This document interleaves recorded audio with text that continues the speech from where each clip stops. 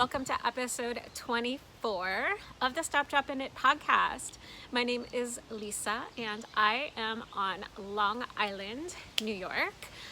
And it is a beautiful, breezy, cool day, which is very welcome change from the last couple of days where it's been kind of hot and humid and blah, gross. So taking advantage of the weather again, also to wear this cute little top. So let's just dive right in with what am I wearing? So if you guys have been watching my podcast these past few months, you'll probably recognize that this was a tee that I have been working on, or I had been working on for several podcast episodes a few months ago. This is called the Journi tee, and it is a pattern by Lupton, which has come out recently. I think it was sometime in April, so pretty recent. And it's just this cute little unfinished sleeves, an unfinished neckline, a little color work yoke that is the same on the front and on the back. And yeah, it's cropped, so it's about that length. And so I had finished this at a time where the weather was too cold to wear something like this. And because of the Aran weight yarn, I'm finding that there's like a really delicate balance between what temperature I really feel like this is not really appropriate, but comfortable for me to wear this sweater in. I mean, it's not heavy, it's very lightweight, but I think that like I couldn't have worn this yesterday. I think, for instance, when it was in like the 80s, it was right around 80 yesterday. And I think that was too warm to wear a sweater, even though it's pretty sleeveless and cropped and everything. It was just too humid. So I kind of forgot about it for a while because it was too cold to wear when I finished it. I didn't really have the right top to wear underneath to layer it over. So it's just been kind of sitting and I haven't worn it yet. And then I dug it out today and I was like, you know what? This is the weather. This is the ideal weather for the sweater. So I'm wearing it today. And so it's really cute. This is really comfortable. There's a nice cool breeze out here, so it's not at all too warm, but I'm also not too chilly. I think if I had a different lightweight sweater on that was maybe in fingering weight, I probably would need a shawl or something to keep my arms warm. But actually the weight of this sweater is just a really comfortable balance to having my arms exposed in the breeze. So yeah, I knit this out of West Yorkshire Spinners. What was it called? The Croft. So it's an Aran weight kind of tweedy yarn. So you can see, I didn't bring the yarn out because I've talked about it before, but you can see it's got beautiful speckles. Klausta, I think, was the name of this colorway. And I don't remember what the dark purple was, maybe Quendale or something. So, but yeah, it's got this cute little like chevron and cross pattern. And the neckline is just a little stockinette rolled neckline, and the sleeves are unfinished. So yeah, it's just like a really cute top that's a little bit different. It's nice to have it in my wardrobe. I'm not sure. I think I might actually get more wear out of this in the fall when the weather is starting to cool down than I'm likely to get out of it right now as we're transitioning from spring into summer. I just think for me, it's not going to work as a summer knit because I get very hot, especially ever since I had Owen. My body just runs hot all the time, which is kind of annoying because I used to always be too cold. Yeah, so I think that this is probably going to be a nice piece to wear as we're transitioning from summer into fall, and we've got kind of those cooler temperatures starting to creep in, but not quite cold enough to wear long sleeves yet. I think this is going to be the perfect sweater for that kind of weather. So yeah, so I'll probably be packing this one away after today because it's probably gonna be too warm to wear really soon. But I'll be looking forward to digging this out again in the fall. So, finished objects. I have one that's almost finished, but it's not completely finished. So, I think we're just gonna go into whips because it's not like it's blocked, but it's not 100% finished. So I think we're gonna just skip over the finished objects and let's just dive into whips. But I'll do my whips kind of in order, I think, of closest to being finished. I think that's what we'll do. All right, so let's go on to whips. Okay, so this is not an official project bag, but when I was on vacation a few years ago, and I've got two of them here, I purchased them at different times. I got this little Life is Good, like backpack bag. I love the color of it, but this is an example of the type of bag that I use to stick my projects in. It's got like a nice drawstring. It's got a little pouch inside with a zipper that you can keep things in. And then it's got like a big, it's a really sizable opening. And then there's also a pouch on the outside here. So I tend to use these kind of bags. They're not project bags. Project bags are great. I love them. Just don't buy a whole lot of them. But this is just perfect. And I have been using this as a knitting bag. I'll show you my other one here. My other Life is Good knitting bag. I call it a knitting bag. But it's the same idea. It's like a little backpack. It's got a cinch closure. They've got these little tabs. You can hang them up. This one has like two outer pockets that don't zip. But it's also got like a pretty sizable inner pocket and then so much room inside. So I don't know, for those of you that just need some ideas for what kinds of bags to store your projects in, anything works, really, anything works. So in this one, I have my Hipster Shawl. And this one is not quite done. You'll see why. I love it. It's so great. It's blocked, so you guys are going to be able to see. It is so lovely. It's so great. So obviously what's not done on it is the fringe. And also I've got two ends to weave in. I've got this one and then the binds off end. So I could have woven those in, I just haven't yet. Yeah, so gosh, I haven't even tried this on, so maybe that would be a good thing to do, to see. This is gonna be so pretty. I love how the lace part blocked out really nice and everything.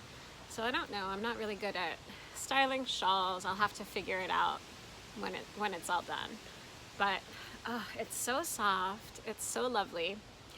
So last time I was talking, and you guys have given me a whole bunch of suggestions about these yarn over sections and how I was struggling because I tend to do my yarn overs super tight and they were getting stuck on the needle.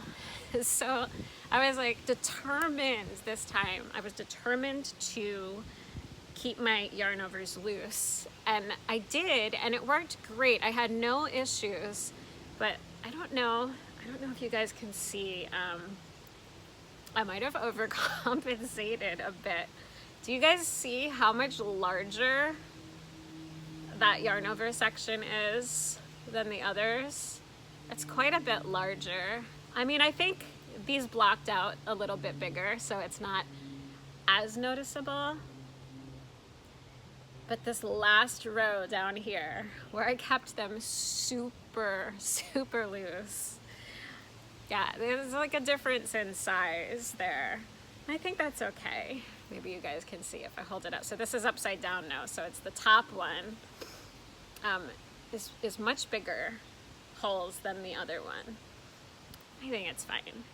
But I wanted to tell you guys some of the suggestions that I got were brilliant. So one suggestion was to use interchangeable needles, and I wasn't using interchangeable needles, so I didn't use the suggestion this time. But if I knit this again, or if I knit the worsted weight version of this shawl, I might go ahead and do this. So their suggestion was, when you get to these rows, to pop off the needle and change it out for a size smaller on the left needle, so that as you're sliding everything across, they just easily go. So I thought that was a brilliant suggestion. And I definitely will consider trying that next time I knit this, or something similar where I'm struggling, excuse me, or something similar when I'm struggling to just get my stitches to move easily across the needles.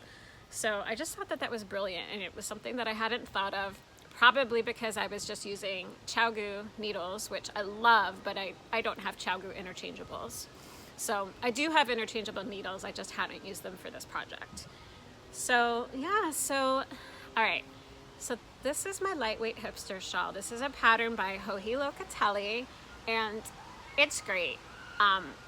I did not do any cursing because I kept those yarn overs nice and loose. So all that needs to be done is I need to add the fringe. But the reason I didn't do that yet is I don't think I have enough yarn.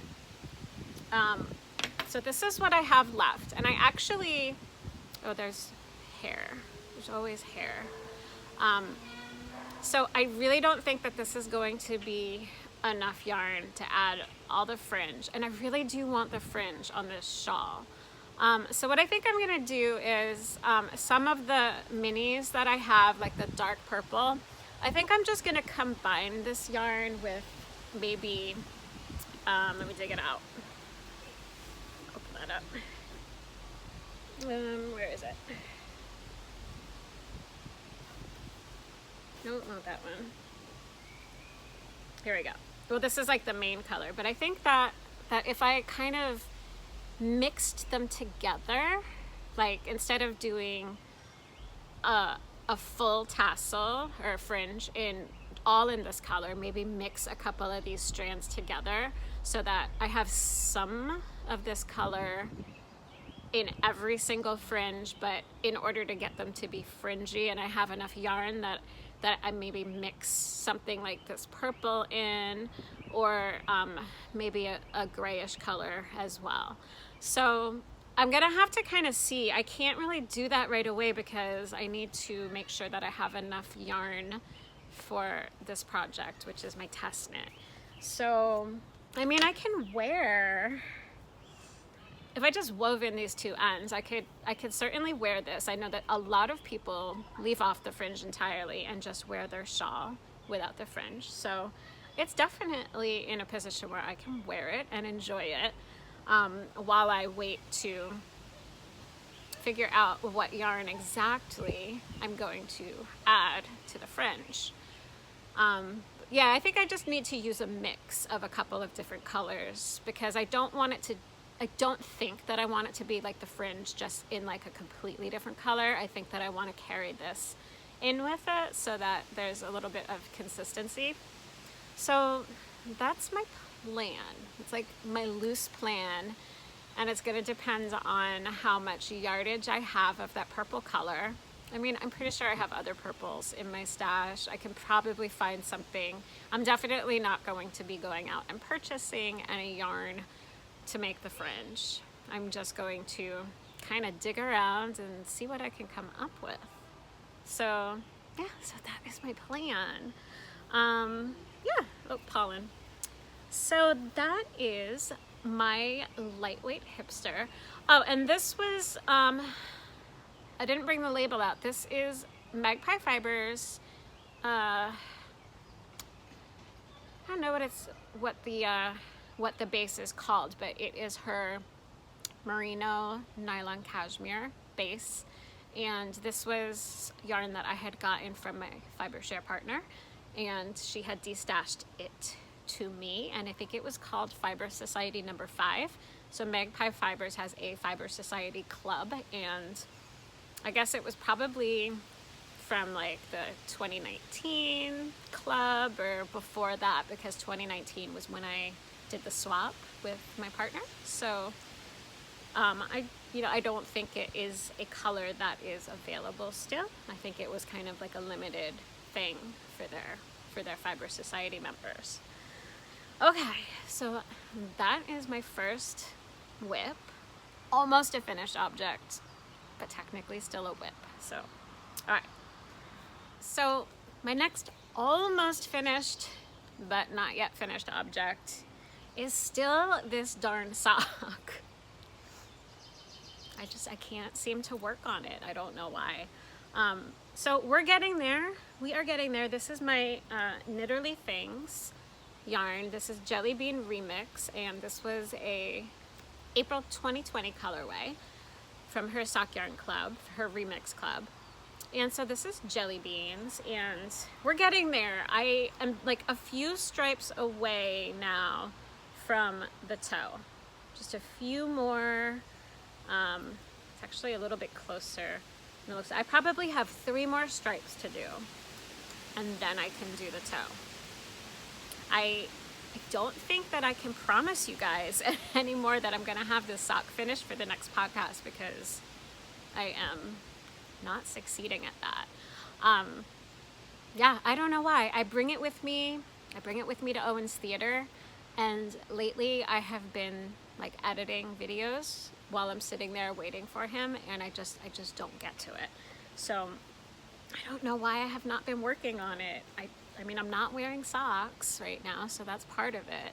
I love them. They'll be great to have as a finished object when they're done for the fall. Yeah, so that's the status of that one. Soon, it's getting there. It is getting there. But that is my only sock whip.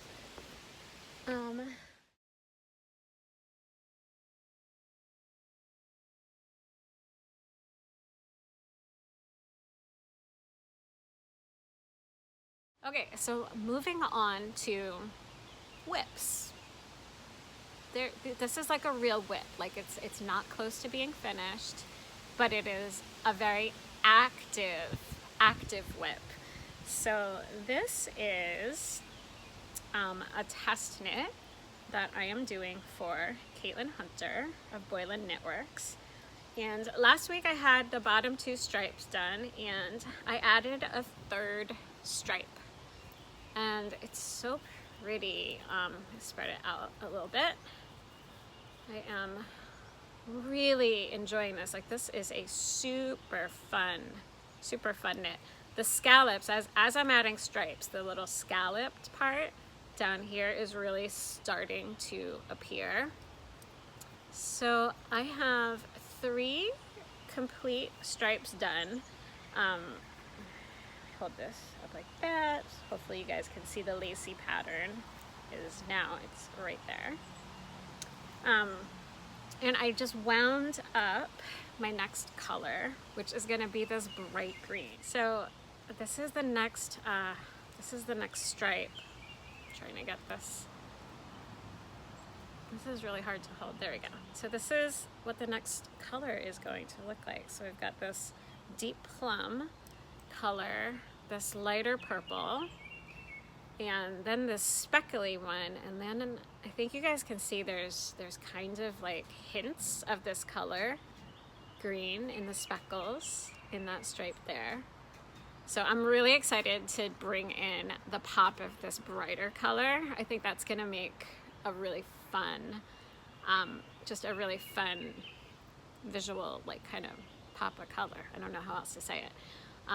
Because right now, like, I started out with like kind of a gradient and like a little ombre type of colorway, like a fade from like, not a fade, but you guys know what I mean, like an ombre from like a dark, and then working my way up to a light.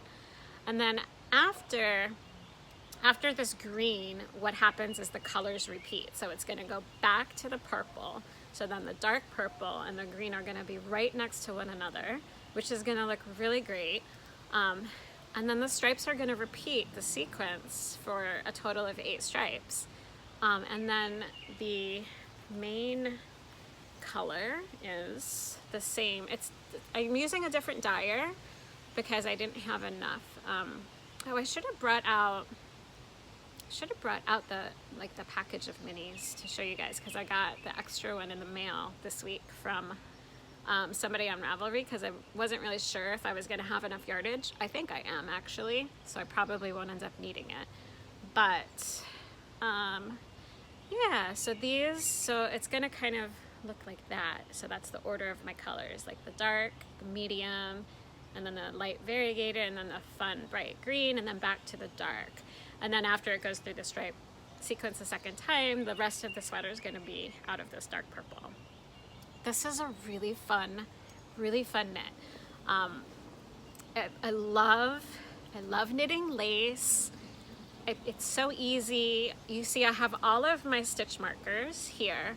So for those of you that don't knit lace or struggle to knit lace, one of the best tips that I read or was given, probably just read or like saw on a podcast or something, was to put stitch markers between the pattern repeats, because there's nothing worse than like going through a whole row of lace stitches with like yarn overs and knit togethers and purl togethers and slipped things, only to find out that you're like 1 or 2 stitches off all the way at the end of the row.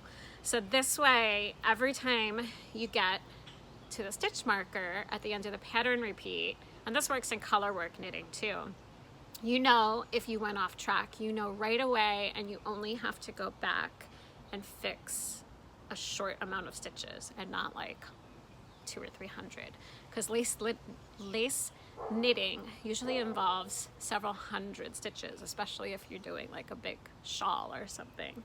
So yeah, highly recommend putting stitch markers. At first I was like, oh, I don't need to do that. But then I make a mistake, and then I'm having to like tink back, and because I don't like to rip so much, I usually tink unless it's a huge amount, like several rows of things, or if it's just like stockinette and I can easily put my needles in for a row and then just rip it out. But for something like this, there's no way I'm going to be knitting or tinking. I think this is inside out, actually. Here we go. Of course it is inside out, so this is actually the right side of the fabric. So I don't know why I had it inside out. Yeah, so that is my, right now it's just called a Lacey Summer Tee. I don't think that that's the official name of the pattern. So, but I'm excited about it. It is so fun. It is engaging, because lace knitting, like every row is different, and you've got some easy rows that are your rest rows, and there's still enough going on the rest rows but they're more mindless. But yeah, it's just fun. It's a really fun change from the other one that I'm working on, which just serves a different purpose. So, and I think this is my last whip. I don't feel like I did really that much knitting today. I don't feel like I have like tons and tons of updates to show you guys.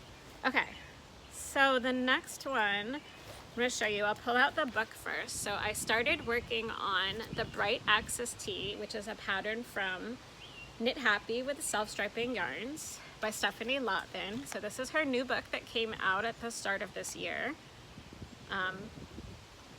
Or maybe it was right at the end of December or something, I don't know. So let me just dig it out. The sweater that I'm wearing is actually really perfect. Like, I think you guys can see how breezy it is with my hair blowing around. You can probably hear it a little bit too. And it is chilly, but I'm not cold. Here it is.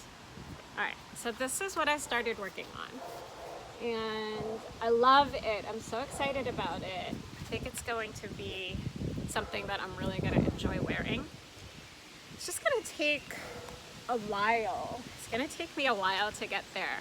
I am now, as of a couple days ago, I am now on like a 4-week break from the majority of my teaching. So I still have my private students, but my Zoom knitting time is way down for the next few weeks, which is really nice. But this is still a great like mindless TV knit. But I don't have a whole lot more progress to show you. It's curling a lot because it's in stockinette. But I mean, I think I only had maybe like that much done last time, so I've kind of doubled what I've done since the ribbing. But this one's gonna take a while. And I'm just kind of in that stockinette for like weeks situation here, which I really don't mind at all. But I don't think I'm gonna keep updating you guys on this one until it's like reaching that point where the next, like the stripy colors are about to come, because it's just not like that interesting to show you like, oh, I did another inch of stockinette in purple on this big sweater. It's a beautiful purple. So let me pull it out. This is a naturally dyed yarn that I got when one of my fiber share partners did not follow through, and so the fiber share coordinators sent me this yarn, which was really great. And so this is a fingering weight hawthorn base, and it was naturally dyed with logwood, which gives this beautiful shade of purple, which is great because it's my favorite color. And so I know I showed you guys last week, but since I'm talking about it, I'll just pull it out again. I am planning to pair it with this Knitterly Things self-striping yarn for the top part of the sweater, for the yoke. So I'm not going to be using that mini, obviously, but I just thought that these two paired really well together, and that this would be really nice, like pale pastel colors for the summer. So I'm hoping that I can get it done in time to wear it before the end of the summer. Because they're just so pretty. And of course, this is Knitterly Things. I love Julia's yarn. This was one that I got also last summer. This is an August 2020 colorway called Squash Blossoms. And so that is my plan. It's just gonna take me a while to get there. It's also, I feel, I'm definitely gonna have to check my gauge on this. Because you guys know I just kind of cast things on, and I don't like to swatch. And so I needed something while I was on Zoom, and so I cast this on, and I've just been knitting. So I'm gonna have to check my gauge, because like, I don't know, do you guys feel like this is looking kind of wide? So I know it's gonna, yeah, I don't know if maybe I should go down a size, go down a needle size, and use the same size. I'm just gonna have to check my gauge and see how far off I am, because I usually am really close to what the gauge is. I feel like this seems really wide. I feel like this seems kind of as wide as my worsted boxy. And I know that the worsted boxy has so much positive ease. I don't know. I mean, I want to see what this says. You guys let me know what you think. Like, does this look like it's going to be too big for me, or like it's going to have a good drape? So, I mean, there's definitely positive ease. And it definitely fits loose. And I've been checking, you know, people's project pages to see how it's fitting them. And there's such a mix. There's like, some people have knit a version of this and it seems to fit them very snugly, which is not what I want. I definitely want there to be ease with it. And then other people, it looks kind of ginormous on them. So I think the thing that I need to do at this point is check and see where my gauge is at. But I want to see, what does it say about ease? Does it say something about ease?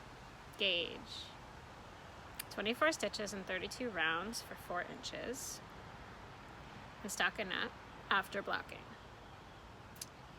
Finished measurements, here we go. I need to see what this is going to look like.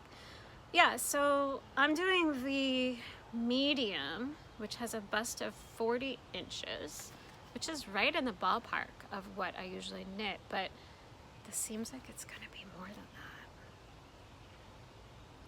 So I don't know. Length of body, like 11¼ inches. Yoke depth 8 inches. I mean, this is, so it doesn't say anything about ease. No, yes it does. Okay, so the sample shown, all right, so the one on Stephanie, so this has 12 inches of positive ease. Okay, and she knit the extra large size. So I'm doing the medium size. So maybe there'll be 12 inches of positive ease, because this is looking quite a bit, looking like, cannot talk. This is looking pretty big. It's definitely looking like there could be 12 inches of positive ease. So maybe I'm on track. I'm gonna check, I'll get back to you guys on that. I mean, you'll know, because if I'm like super far off and think it's not going to, maybe I need to knit a swatch. Maybe I need to just knit a swatch and block it and see what happens. I mean, it is a superwash yarn, which means it's probably gonna grow. I mean, I'm not that far into it if I have to rip it out. So you guys will know if I bring this out again next time, it will probably be because I decided to cast it on and check my gauge and do something different. But yeah, now I'm a little nervous. I don't know. I like a lot of positive ease though, so maybe it'll be okay. So that's all the knitting stuff I have. I don't have it out here, but just a quick note about the Harry Potter knit-along. I'm gonna film a little video. Maybe I'll record that really quick after I finish recording this.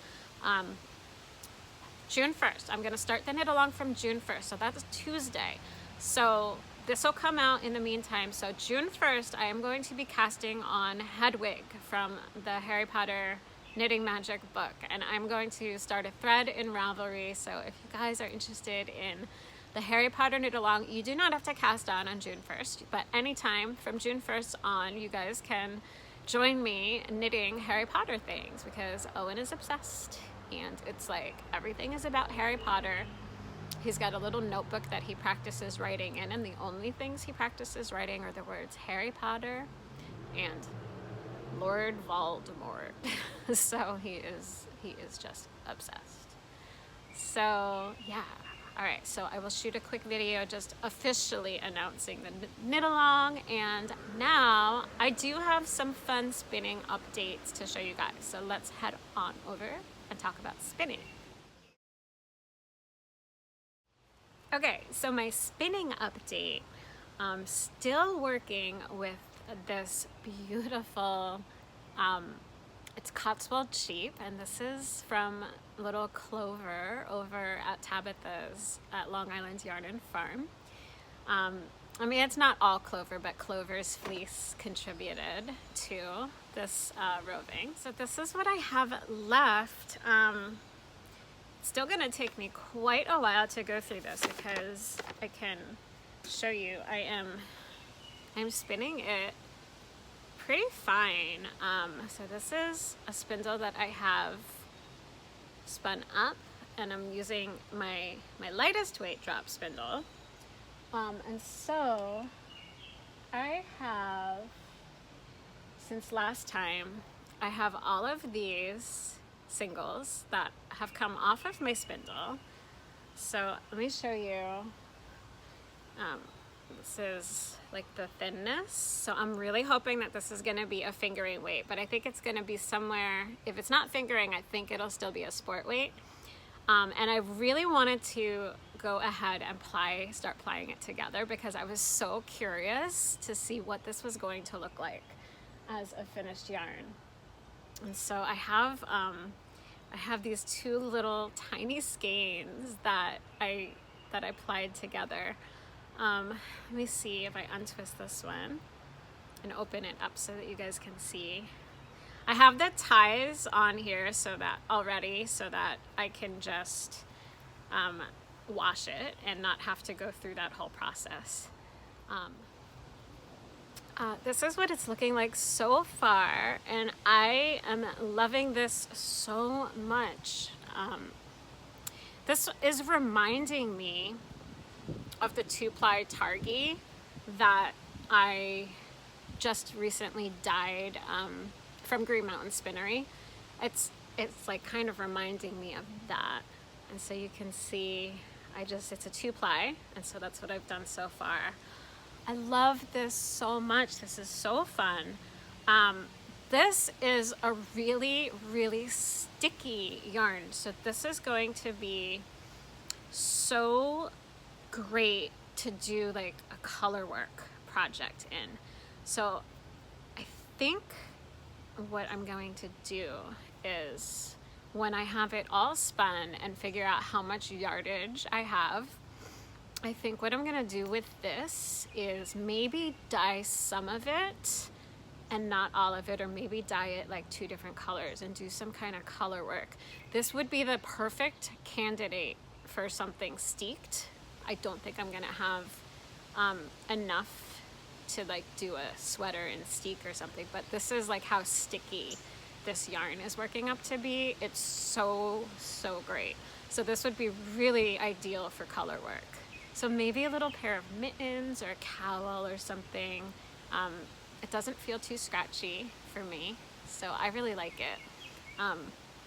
But yeah, I really wanted to show you guys like how it is spinning and how it is plying up so far. I'm so pleased with it.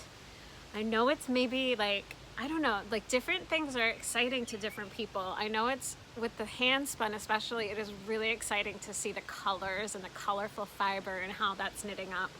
But this is making me equally as happy just with the actual fiber undyed right from the sheep, nothing done to it.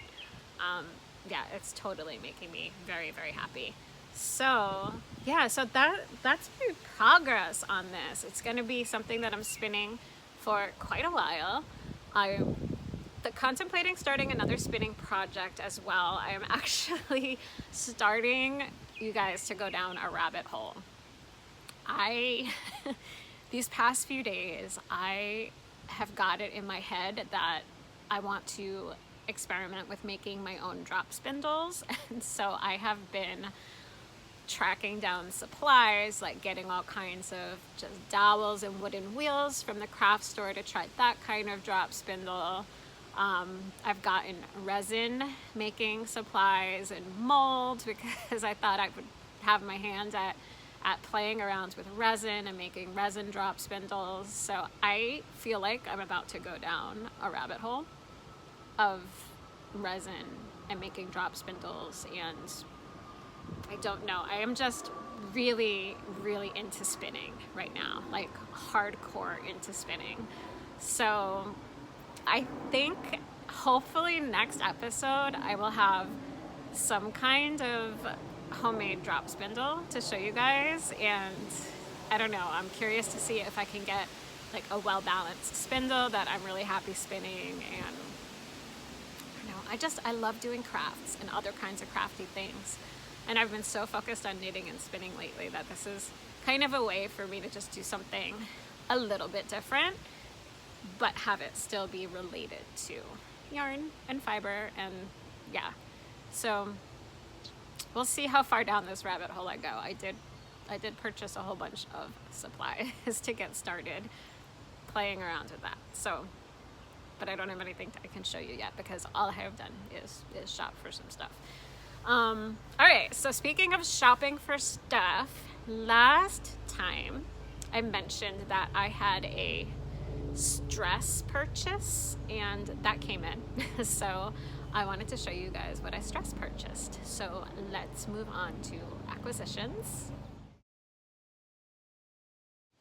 Okay, so a couple of weeks ago, I was waiting to hear some news regarding a career thing, and I had gotten like a few stages along in the process, and I was waiting and waiting and waiting for some news, and I was really, really stressed out, and I didn't end up getting the position, so that was a huge bummer. But in the meantime, when I was waiting, endlessly checking my phone, I was wasting some time on Instagram, and yarn popped up, and I like immediately ordered it. And let me tell you why. Because Knit Circus, all right, so Knit Circus is a company, and I don't remember where they are. I want to say maybe Wisconsin. I don't remember. Somewhere out that direction, Midwest, I think. Anyway, they do some really, really fun yarns, and they've been on my radar to order from for a while. And the other day, like last week or the week before, they posted their Flight of the Bumblebee colorway. And you guys, so for me, Flight of the Bumblebee, Rimsky-Korsakov, I can't say it, Rimsky-Korsakov, Flight of the Bumblebee, you know, it's this thing. I'm a flutist, I've played it. There's all kinds of different arrangements of it. So I was like, Flight of the Bumblebee, right?